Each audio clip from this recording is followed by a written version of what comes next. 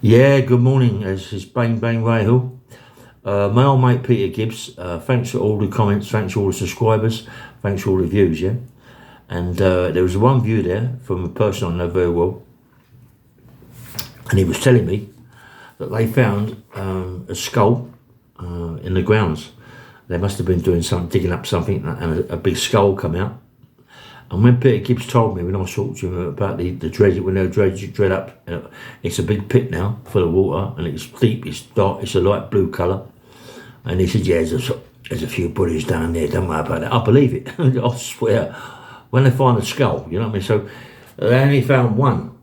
Have they looked any more? Have they found any more? No, nothing's been said. But Peter Gibbs was a proper dangerous person, and if you upset him, mate, you was in a lot of trouble. And he didn't really care. He's an old, and someone said he was on sulphate and this, that, and I know he was on sulphate. Some said he was injecting it, pure sulphate. I don't know about that, but I know he was always buzzing about, and he loved the stuff. And I know he had a couple of heart attacks, and he used to put the stuff under his tongue to spray, keep his arteries open. But sometimes I suppose the spray don't work. He just gives up, And I think that's what happened this time. But anyway, just a little bit about Peter Gibbs. Brian Cockerell. A lot of people want Brian Cockerell down. Brian Cockerell's a big man, mate. 22, 23 stone. Powerful man. I see him on the pads. I see him on the bag. I've never seen him actually doing this sparring or anything like that. But imagine a big man like that, 20 odd stone, powerful as they come, all of a sudden having his neck and all that, and having problems with his spine and them sort of things. Yeah, imagine all the pain he went through and all that, and to nearly lose his life, and to go from 20 odd stone down to about 15, and no strength, no power there, and he's got to go back and do it. Yeah, he's got to go back and train. He's got to go back and put himself together again. Let me tell you something. That is the hardest thing in the world, to go back to train. And he wasn't lifting no weights, but he knew exactly what he was doing. But he wasn't lifting no weights. And I feel sorry for him. He had them bands. He was doing the bands, doing his deltoids, front, back deltoids, all that sort of workout. He was doing triceps, just trying to get yourself back to normal. Yeah, and you can't. You can't. But how much he felt as a man that he was. I've had the same thing. I had stents in my heart. I was in the gym. I used to train every morning. I was in a hostel, and so I used to go down to a place called G's Gym. Not G's, sorry, not G. Look at me, G's Gym. I used to go down to a gym in Ealing Broadway. And it was a good gym, mate. And Eden's, it was called Eden's, and it was like proper, adult swimming pools, jacuzzis, all the weights, all the birds walking around in leotards, all that sort of thing. But it was a gym, yeah. And I trained really, really hard in there. And then all of a sudden, I've been taking these pills with loads of caffeine in, yeah. I was buzzing all the time, training for 3-4 hours a day, and I ain't joking, yeah. And one day, I come out of the gym, I was, felt really, really good. Went home, woke up in the morning, bad bump, and I had a heart attack. I didn't even know I had a heart attack, didn't even know I had 2 heart attacks in prison. It's just one of the things I didn't know, And then you have stents put into your heart, and then you got to go get back in, and then all of a sudden you start losing weight, and you think, oh, what? And you got to try and get back into it again, back into training. And it isn't easy. I mean, Brian's doing remedials. He's doing his own remedials. He doesn't need no one else to show him how to do it, because he does it all. He's done it all before in his life, but big weights, yeah. So imagine how he feels. I know a lot of people run him down to see. He says he's fight 20 men and he's been stabbed 900 times and shot in the head. But listen, it's his stories, It's his stories. It's his memories, yeah. And his memories, and I've got big respect for him, mate. The way he's getting on with his life, yeah, and he's training, and he just wants to try and get back to what he was. We all try to do that, and it's virtually impossible, but we try. We try our hardest, yeah, and we're all getting on now. You know what I mean? He's a lot younger than me. I think he's in his 50s. And he's a lot younger than me, mate. I may be a lot older than him, but I still keep going. I don't give in. I don't give in. I don't sleep a lot at night, so I'm always fucking thinking about this, thinking about that, and writing things down and doing this and doing that, And and now like in my times, in the 70s, and all that, and the 80s, going on to the 90s, more the 80s really, when we was doing all this unlicensed fighting and all that. I mean, unlicensed fighting in them days was proper unlicensed fighting. You could have a fight, you could have 2-3 fights a month if you wanted it, None of this crap was going on now. People, they don't fight. They just mouth. Listen, there's a lot of people there really, really train hard. Danny Christie, I love the way he trains. Fit man, but nothing ever happens. They don't do nothing. They're all shouting at each other and nothing happens. Everybody's the same. It seems that these shows they put on are absolute crap. They're no good. The absolute finish. The absolute crap, these shows, But Frankie Warren, used to put on some really, really good shows.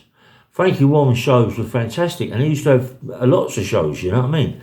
And everybody, there was loads of fighters in, maybe 20 fighters that fight regular, There was people, that South East London, North London, you had Harvey Social Club, you had Catch Twister, Streatham, you had Guildford, you had loads of people want to fight, in all these clubs. You had Eddie Richardson, you had Terry Coombs, so Sharp, you had Frankie Warren. There's so many that was actually promoting, and and what happened?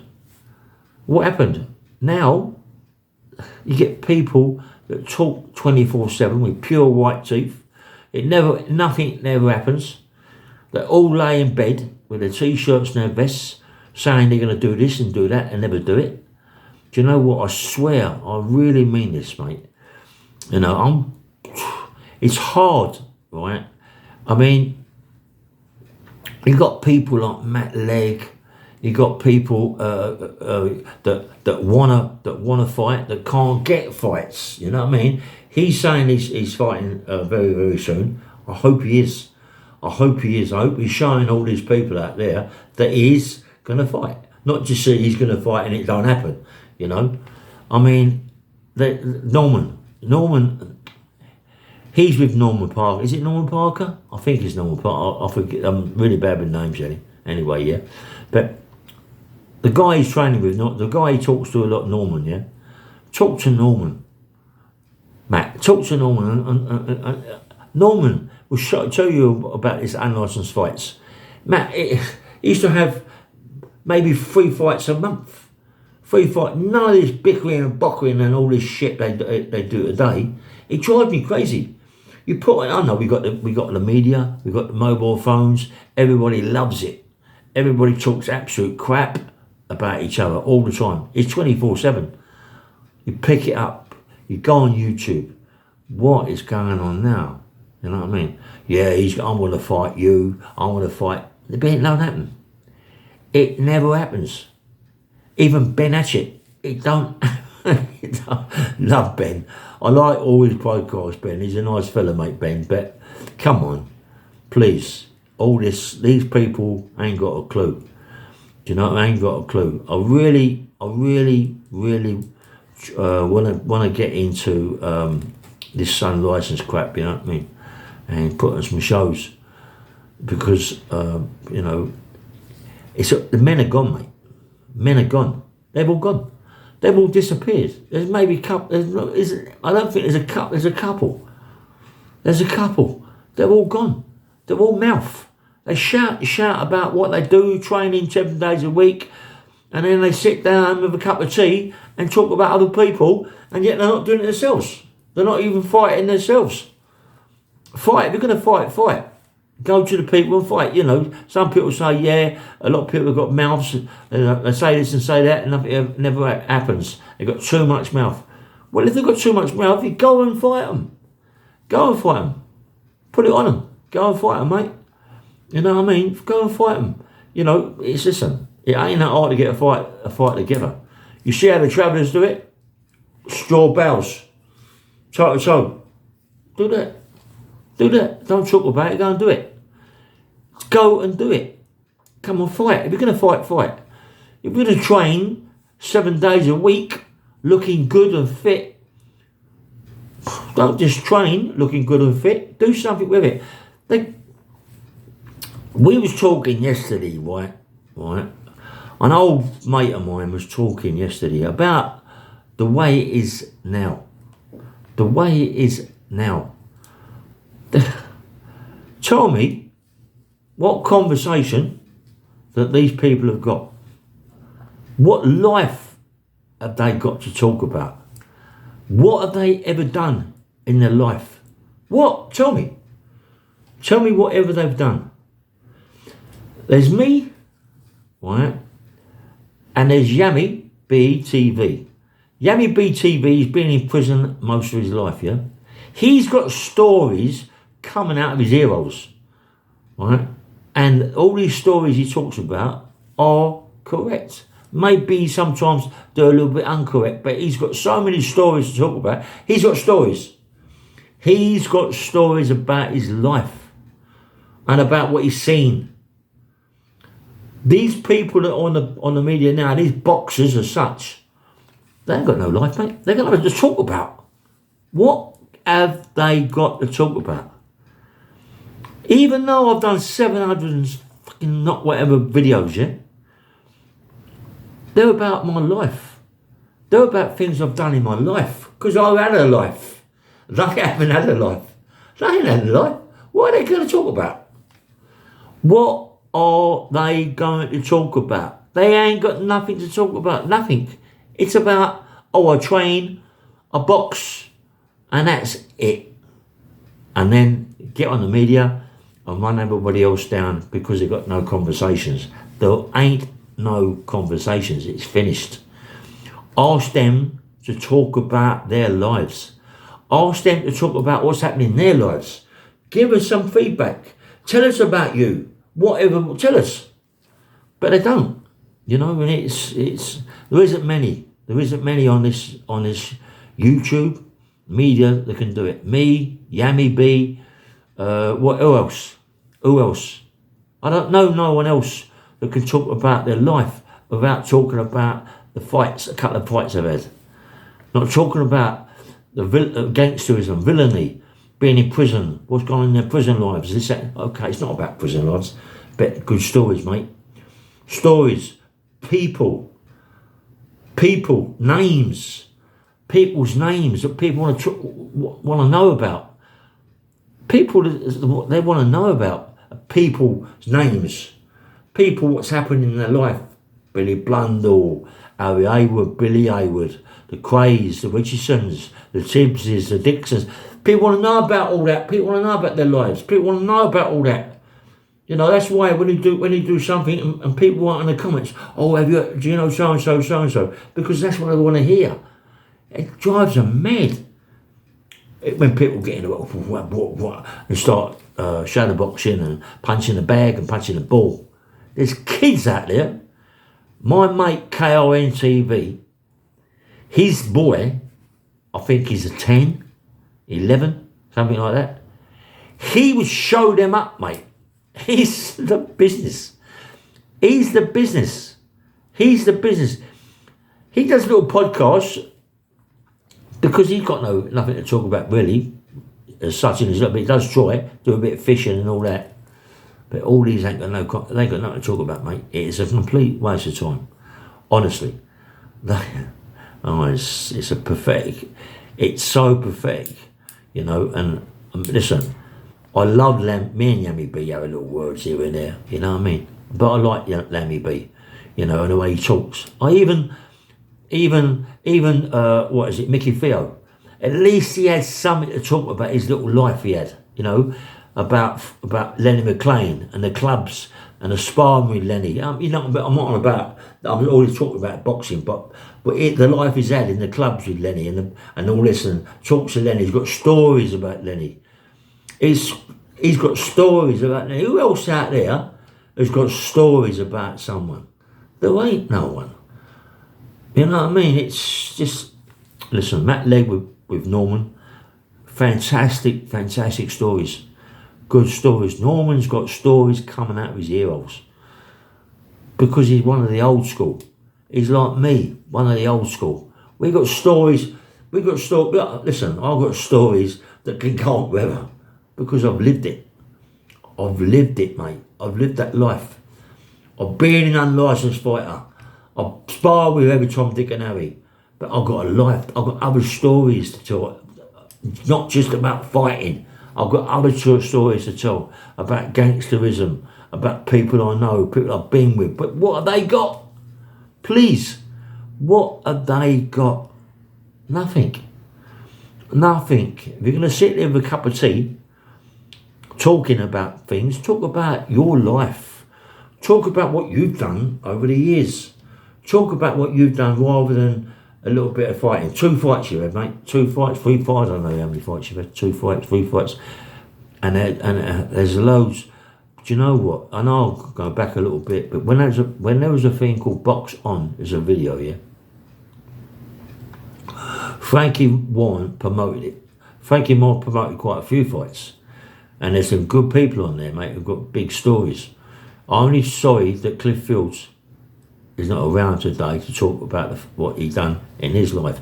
Loads of fighters out there, right, or on my shows and on Frankie Warren's shows, you know, and it's just got fantastic stories about their lives. Gangsterism. Come on, mate. You got Roy Shaw. You got Lenny McLean. Look what they've done. Look what they've done in their lives, yeah? You got Billy Blundell. Look what he's done in his life. And their stories are fantastic stories. Look about Eddie Blundell. All them people have got fantastic stories. There ain't no one today. It's finished, mate. It's finished today. It's gone. It's gone. They don't do nothing.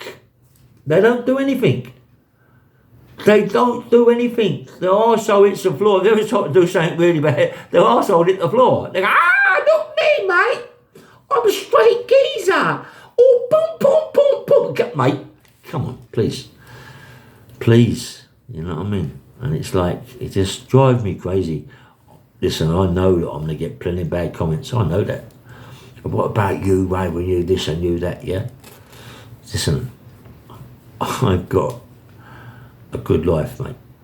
My book is fantastic with stories about my life and about the people I've been with and about the people I know and what they've done. Listen, I haven't told you anything.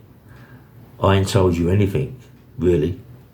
You know what I mean? Bits and pieces, yeah, but not anything really that much. You know what I mean? You're going to be surprised. You know, there's a lot of people out there going to be surprised. Yeah, look, please, if you're going to fight. If you're going to talk about other people, have something to talk about your own life. Your own life, not going out digging roads and laying cables. Other things. Give us some stories about your life. Come on, give us some, all them people out there, give us some stories about your life. A little bit, please. Just a little bit. Stories. What you got?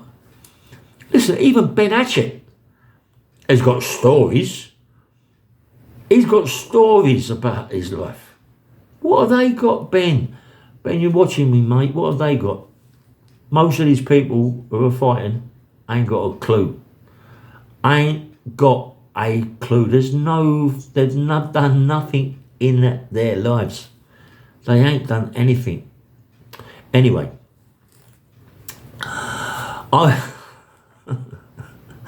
oh my God, it's gone. I don't know what I've gone into. I've gone into one today again, but it's just that sometimes I look at these things, yeah, and it just pisses me off a little bit. You know what I mean?